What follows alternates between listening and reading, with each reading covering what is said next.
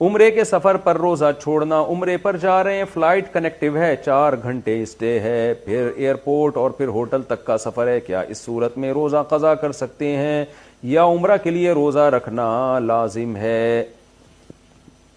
Any سحر، دیکھیں سفر میں روزہ چھوڑ سکتے ہیں، چاہے عمرے کا سفر ہو یا حج کا سفر ہو، جائز ہے،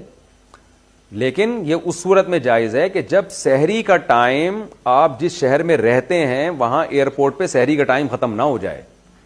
یعنی روزہ شروع ہو سفر کے دوران، ابھی آپ ایئرپورٹ پہ بیٹھے ہیں اور سحری کا ٹائم ختم ہو گیا تو ابھی تو سفر آپ کا شروع نہیں ہوا، تو یہ والا روزہ آپ پر لازم ہوگا، تو پھر اس کو کمپلیٹ کرنا بھی لازم ہوگا۔ لیکن اگر جہاز اڑ چکا ہے اور اڑنے کے بعد جناب آپ کے شہر کی حدود کو جہاز نے کراس کر دیا اور پھر اس کے بعد جا کے سحری کا ٹائم ختم ہوتا ہے، تو آپ مسافر بن چکے ہیں تو پھر آپ روزہ چھوڑ سکتے ہیں۔